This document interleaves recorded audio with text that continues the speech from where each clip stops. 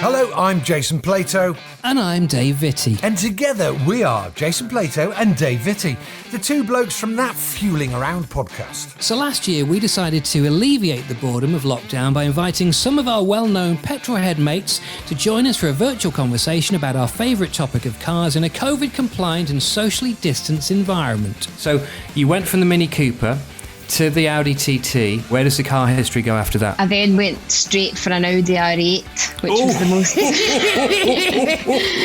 Back in the net! Formula One is very glamorous. If you're David Coulthard or Mark Webber. if you're Steve Jones, TV presenter, and you're got to put on your Formula One gear, you put on your jacket and your trousers or whatever, and you're in a porter cabin getting undressed in front of your 15, colleagues and friends in a boiling hot porter cabin in the middle of Bahrain. That ain't glamour at all. We're going out to interview Jenson Button as my first job. I said, do you want someone to interview him that knows everything about it? Or do you want someone to interview him that can ask questions that everyone's too afraid to ask him because they think they'll look like an idiot? And I said, I don't mind looking like an idiot. And talk's being mentioned, which it's like the offside rule. No one really knows, right?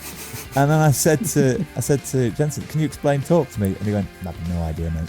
So I worked there for a long time and saved up my money, and I bought my first car, which was a Ford Fiesta, and it was a Popular Plus, 1 litre or 1.1 litre I think it was. And the colour? Pale blue, and it was like a tin can of freedom, and I loved it. And I loved the fact that I could, go to college, go to the pub, pick up my friends.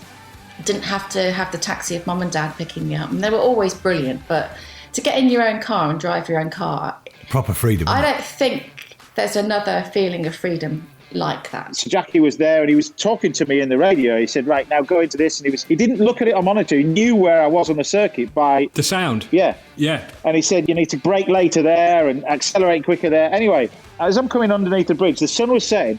I've got people lining the woodland.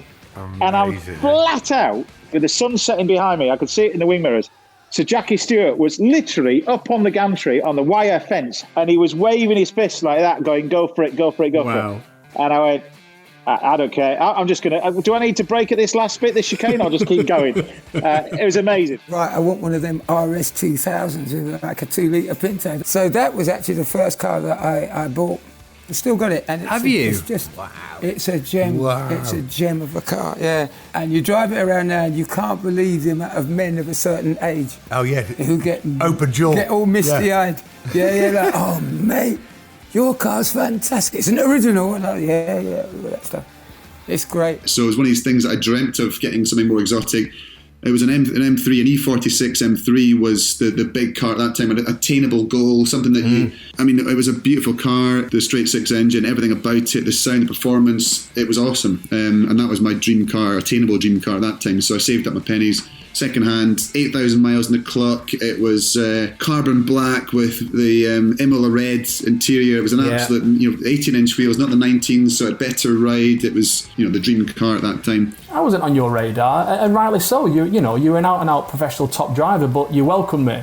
And that, for me, I remember thinking, of all the guys, that says it all. Jason Plato is the top dog, and he's given me all the time there. I like to have the air vents all on the same kind of angle. And Stop it! I can't have... when you have the two different temperature settings for sort of left and right, they have to be the same. I can't deal with getting in the car where one's 21 and the other's 19 and a half. That'll ruin my day. Dave, it's like looking in a mirror.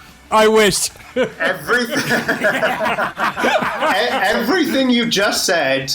yes to that. Now, we generally never thought we'd be back for a second series, even though we kind of hoped we would be.